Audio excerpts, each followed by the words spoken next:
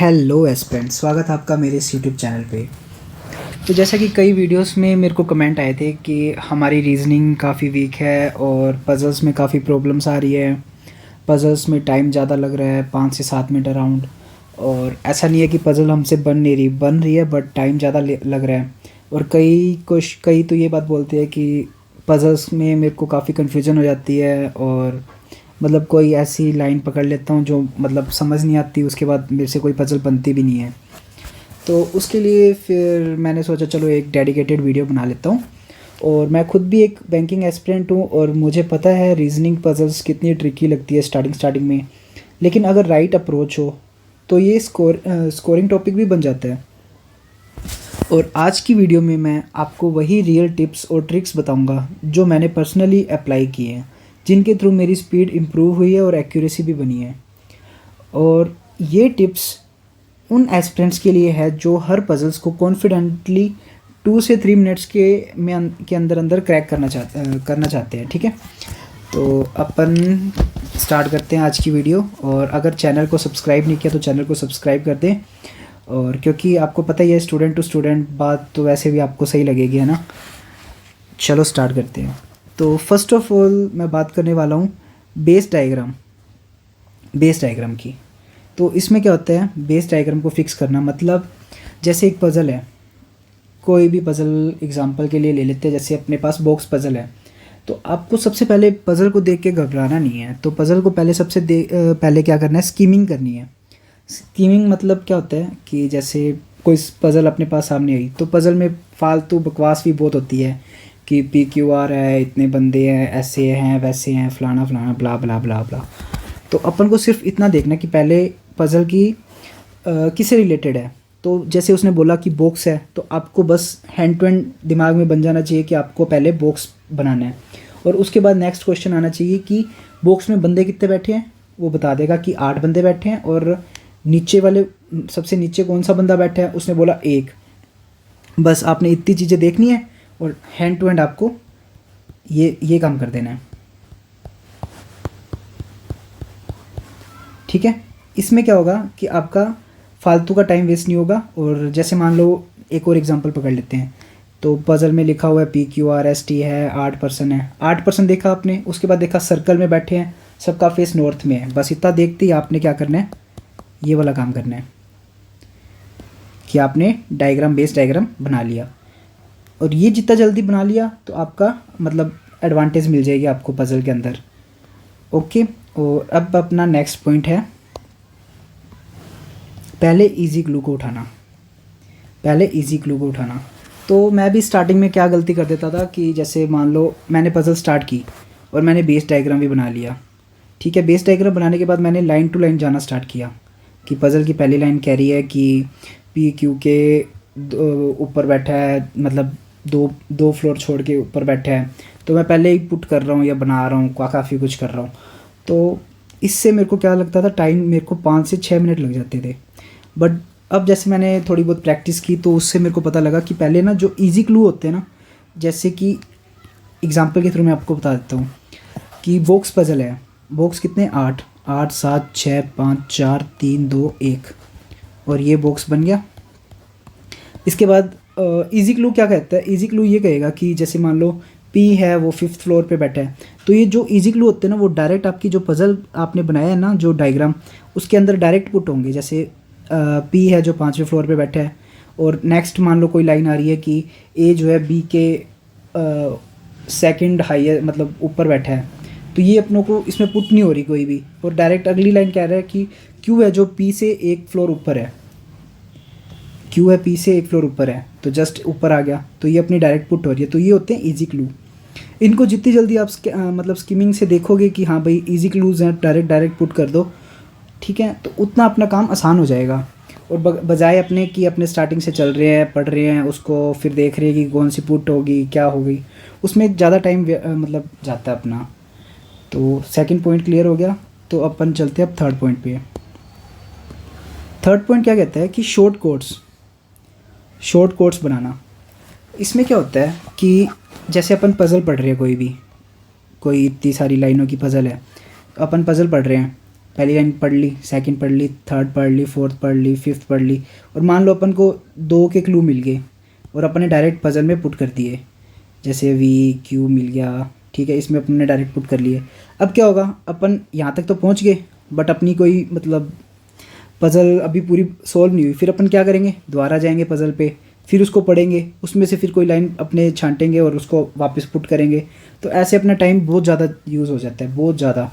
तो इस चीज़ से बचने के लिए अपन क्या करते हैं कि उसको कोड लैंग्वेज में यूज़ करते हैं। कोड लैंग्वेज मतलब क्या होगी, जैसे किसी ने बोला कि ए और बी के बीच एक पर्सन बैठा है, एक लाइन पढ़ ली अपन ने, तो अपन डायरेक्ट साइड में नोट कर लेंगे ए और बी के बीच एक पर्सन बैठा है, ठीक है। और इसने बोला मान लो ए जो है बी से ऊपर बैठा है, तो ए बी से ऊपर बैठा है, तो एरो का निशान दे के अपन कोड बना लेंगे इसको ऐसे करके ऐसे। अब अपन को याद रहेगा, बार बार इसको मतलब इसको पढ़ना नहीं पड़ेगा अपन को कोई भी बार बार पज़ल को।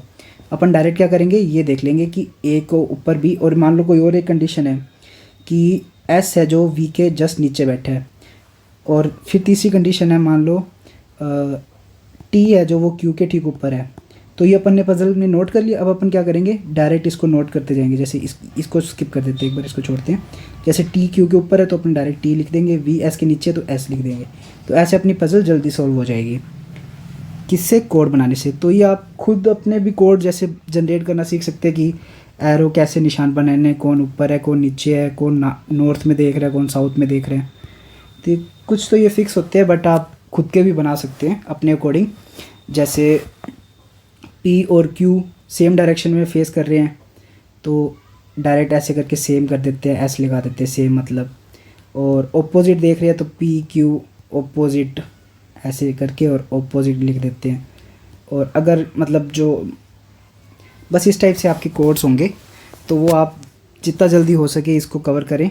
और नेक्स्ट स्टेप पे अपने जाते हैं। तो वो क्या है, पॉसिबिलिटी मेथड।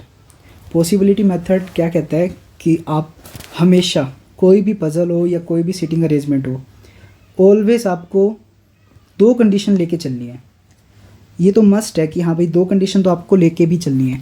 और आपने, अगर आप मेरे रेगुलर व्यूवर्स हो तो आपको पता ही होगा कि मैं जितने भी मॉक्स लगाता हूँ और उनमें कोई भी पज़ल हो, चाहे आरआरबी क्लर्क की पज़ल हो ना, तो भी मैं 2 कंडीशन तो लेके ही चलता हूँ। किसी भी पज़ल को अंडर एस्टिमेट करने भी नहीं चाहिए, क्योंकि अगर अपनों ने बाई चांस कुछ भी गलती की और अपनी पज़ल बनी नहीं, तो आपको स्टार्टिंग से दोबारा अपनों को सब कुछ पुट करना पड़ेगा। उसमें आपको पता ही है टाइम ज़्यादा कंज्यूम होता है। तो इससे अच्छा आप पहले ही सावधानी बरतें और 2 पज़ल मतलब 2 को पैरेलल लेके चले, 2 कंडीशंस को। इससे क्या होगा, एक कंडीशन लास्ट तक आते आते एक गलत हो जाएगी तो दूसरी सही हो जाएगी, ठीक है। और आपका टाइम भी बहुत कम यूज़ होगा। और ये तो बात होगी पॉसिबिलिटी की। इसके बाद क्या कहती है बात कि एक क्लू को पूरा यूज़ करना है। एक क्लू को पूरा यूज़ करना, एक क्लू को पूरा यूज़ करने से मतलब क्या होता है कि मान लो मैंने बोला ए बी के दाएं से दूसरे स्थान पर बैठा है, ए जो है वो बी के दाएं से दूसरे स्थान पर बैठा है। फिर मैंने बोला कि सी जो है डी के बाएं, सी जो है डी के ठीक इमीडिएट बाएं बैठा है। और फिर मैंने बोला ए जो है ए के दाएं से दूसरे स्थान पर डी बैठा है। तो अपन को एक क्लू देखना है। एक जैसे मान लो ए पढ़ लिया अपनों ने, एक 2 बार आ गया, अपन को पता लग रहा है ना एक की कड़ी जुड़ रही है, तो जितनी बार उसकी कड़ी जुड़ रही है ना उसको कंटिन्यू रखना है। ऐसे नहीं कि अपन इससे स्टार्ट कर दे और आगे कोई कड़ी नहीं मिल रही। अपन को डायरेक्ट पता लग रहा है ए आगे 2 बार आ गया, मतलब ए को अपने ऐड कर लेते हैं। इससे क्या होगा कि अपनी पज़ल जल्दी सॉल्व हो जाएगी। तो इस टाइप से आपकी कड़ियाँ जुड़ती रहेंगी और आपको पज़ल बनाने में कोई इशू नहीं आएगा। और नेक्स्ट बात है हर रोज़ पज़ल प्रैक्टिस, क्योंकि पज़ल मेन काम क्या होता है, रीडिंग कॉम्प्रिहेंशन ही होता है अपना। और अपनों को जितनी अच्छी अपनी रीडिंग होती है उतनी जल्दी अपन पज़ल को सॉल्व कर लेते हैं। और अपनी अंडरस्टैंडिंग मतलब अच्छी होनी चाहिए। जैसे अपन कुछ भी पढ़ रहे हैं, अपन को थोड़ा बहुत माइंड में याद रहना चाहिए कि हाँ भाई इसने बोला था पी क्यू के दाएं से दूसरे स्थान पर बैठा है और पी जो है वाई के साथ नहीं बैठ सकता, तो अपन को याद रहना चाहिए कि वाई इसके साथ नहीं बैठेगा।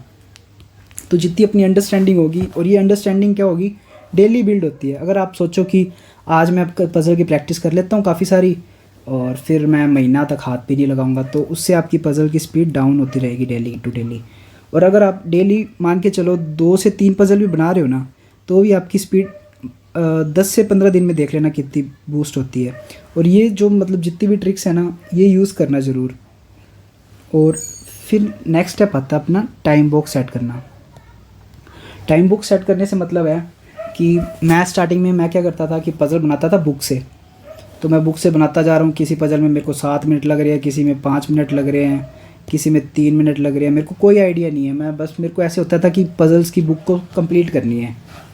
तो उसके बाद मैंने नोटिस किया कि मेरी तो कोई स्पीड भी नहीं है, बिल्कुल भी स्पीड नहीं थी, मतलब ऐसी बस प्री की पज़लों को ही लेके बैठ जाता था। उसके बाद मैंने क्या किया कि कुछ टाइम के बाद में या तो फिर मैंने क्विज़ेस देने स्टार्ट किए, या उसके अलावा मैंने क्या किया कि ना फ़ोन में स्टॉप वॉच ऑन किया। जैसे ही पज़ल स्टार्ट करता था स्टॉप वॉच ऑन करके और पज़ल को सोल्व करता था। इससे क्या होता था कि मेरे को आइडिया लग जाता था कि हाँ भाई 4 मिनट लग गए मेरे पज़ल में, नेक्स्ट टाइम मेरे को यही पज़ल 3 मिनट या 2 मिनट में बनानी है। तो मैं पहले उसी पज़ल को उठाता था और मैं देखता था कि मैंने कौन सी मतलब कहाँ से स्टार्ट करनी थी।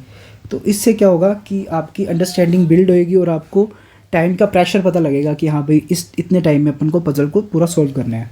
सो हाँ, अगर आप इन चीज़ों का ध्यान रखोगे तो आपकी स्पीड 100% इम्प्रूव होगी, इसकी मैं गारंटी देता हूँ। और ये आप 10 डेज़ तक आप इस चीज़ को फॉलो करो और आपको खुद लगेगा कि हाँ भाई मेरी पज़ल स्पीड काफ़ी इम्प्रूव हो गई है। और आप डेली क्विजेज़ वगैरह ज़रूर लगाना पज़ल्स के, है ना। इससे आपको मतलब टाइमर अलग से लगाने की नीड नहीं पड़ेगी और आप पज़ल को सॉल्व कर लोगे टाइम टू टाइम। और वीडियो बता देना मुझे कैसी लगी आपको, है ना। वीडियो को लाइक कमेंट ज़रूर कर देना। और अगर कोई और टॉपिक से पे आपको वीडियो चाहिए तो कमेंट में मुझे बता देना, है ना। तो उस पर अपने स्पेसिफिकली उसी पे काम कर लेंगे, उस वीडियो पे ही। और सो आज के लिए इतना ही, मिलते हैं नेक्स्ट वीडियो में। Till then bye bye.